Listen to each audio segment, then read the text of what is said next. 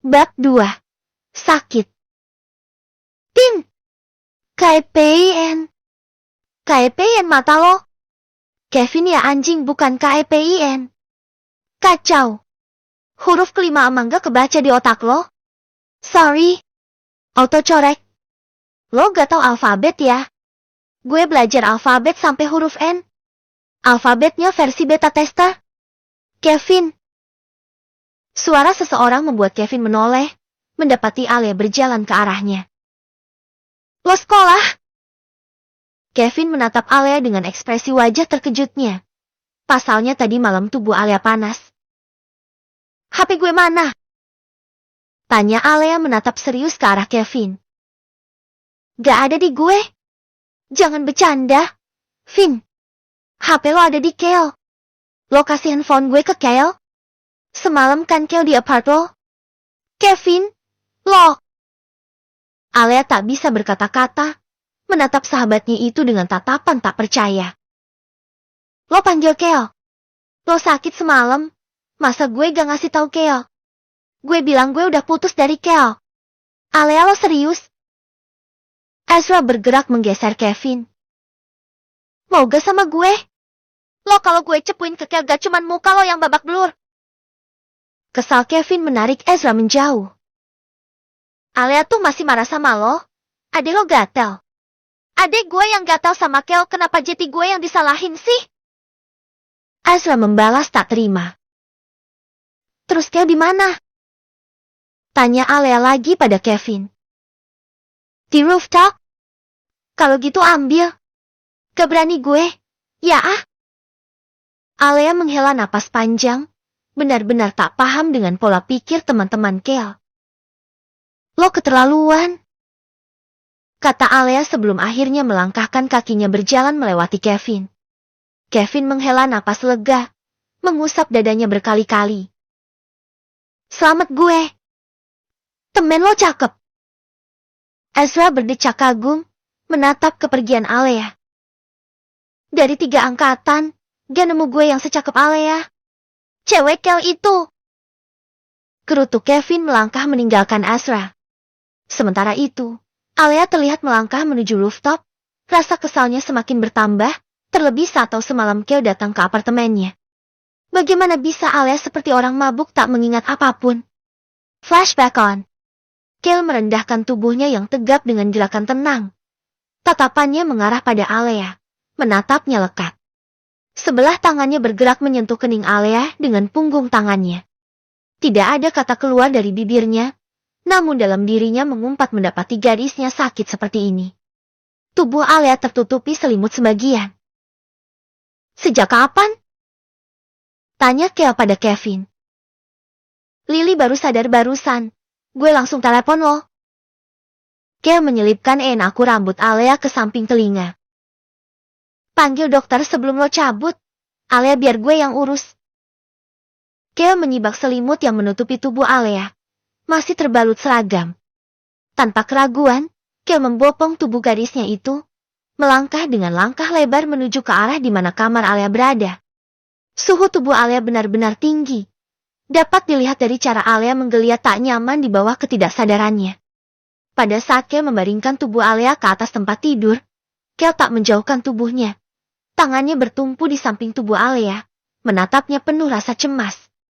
Lagi, Alia kembali menggeliat pelan di atas tempat tidur, membuat tangan Kale terangkat melonggarkan dasi gadisnya. Mau gue lepas ragamnya? Kevin, gue gak mau. Mendesis sinis. Kale terlihat tak rela saat Alia menyebut nama Kevin. Padahal sudah jelas Kevin tidak ada di sini. Kale menunduk, mencium bibir Alia lama. Kevin gak mungkin berani cium lo kayak gini. Kata Kale sarkas, bicara dengan nada rendahnya. Tok, tok. Suara pintu diketuk dari luar membuat Kale menoleh. Dilihatnya Lily sepupunya yang juga teman dekat Alia ada di sana. El, dokternya udah dateng. Kata Lily pelan dan hati-hati. Gak apa-apa, gue suruh masuk sekarang. Flashback off. Di lorong tangga sekolah yang terasa sepi, Kale dan 2 temannya ada di sana. Terlihat berbincang dengan posisi Kale berdiri bersandar pada pagar tangga, Sebelah tangannya dimasukkan ke dalam saku celana sementara sebelah tangannya lagi memegangi rokok yang menyala. Postur tubuh lelaki itu tegap, seragamnya dikeluarkan, tanpa dasi dan kancing kerahnya yang sengaja dilepas. Pembicaraan mereka begitu tenang, berbeda dengan Kevin dan juga Ezra. Hingga Alea, Kel, kata teman Kel tiba-tiba. Kel menoleh ke samping setelah menghembuskan kepulan asap itu ke udara. Tatapannya mengarah pada Alea yang sepertinya berniat pergi ke rooftop untuk mencarinya. Dapat dilihat dari ekspresi wajah kesalnya. Alea menghentikan langkahnya tepat di tangga ketiga, berhadapan dengan Kel. HP gue mana? Kel balas menatap Alea, pembawaannya tenang. HP apa? HP gue lo ambil kan? Kel mendengus mendengar tuduhan gadisnya itu. Kata siapa? Kel, jangan bercanda. Ekspresi wajah Kel jelas tak berubah, tatapannya terkunci pada gadisnya. Semalam lo ke apart gue. Lagi, Alea kembali buka suara. Biasanya juga gitu. Ya. Celetuk teman Kel yang ada di sana. Alea menoleh. Gue sama Kel udah putus. Kel mematikan rokok di tangannya, menarik lengan Alea agar mendekat. Lo gak bikin gue pusing sehari. Kel dengan sengaja mengunci pergerakan Alea dengan menahan pinggang gadisnya itu. Kel! Apa? HP gue? Gue gak ambil handphone lo, Alea. Tapi semalam lo ke apart gue. Lo udah inget semalam gue cium? Alea benar-benar frustasi berhadapan dengan mantan kekasihnya itu. Lo buta huruf apa gimana sih?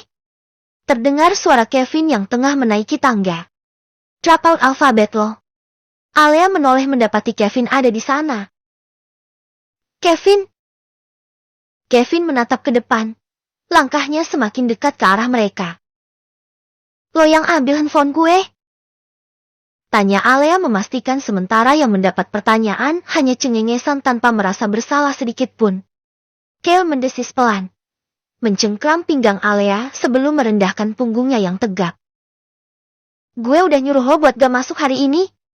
Lepas. Kata Alea mengangkat pandangannya menatap serius ke arah Kel. Setelah lo nuduh gue ngambil handphone lo. Kel Davon. Kel menyunggingkan senyum sinisnya mendengar Alea menyebut nama lengkapnya. Tahu gadisnya itu marah sekarang. Kak Kel! Suara teriakan yang nyaring membuat Alea menghela napas lelah. Lepas! Gue gak mau lihat lo sama adik Ezra ciuman. Alea berusaha melepaskan lengan kekar Kel yang melingkar di pinggangnya. Kak Ezra? Mana kakak? Ujaran adik Ezra terhenti saat mendapati Kel tengah merengkuh pinggang Alea. Lo salah baca situasi. Sindir Kel penuh tekanan. Suaranya terdengar rendah, mengunci pergerakan Alea. Alea hendak membalas ujaran Kel, namun Kel sudah lebih dulu menekan pinggang Alea. Pergerakannya tenang tanpa tergesa, merendahkan punggungnya yang tegap itu, kepalanya dimiringkan lalu diciumnya bibir Alea. Ya. Tepat di hadapan teman-teman Kel juga adik Ezra. Jangan tanya bagaimana ekspresi adik Ezra. Wajahnya memerah seakan menahan tangis. Alea dengan cepat mendorong dada bidang Kel agar melepaskan ciumannya. Kel melepaskan Alea. Sebelah tangannya terangkat menyentuh bibir bawah Alea, mengusapnya dengan ibu jari. Jangan ukur gue pakai logika. Bab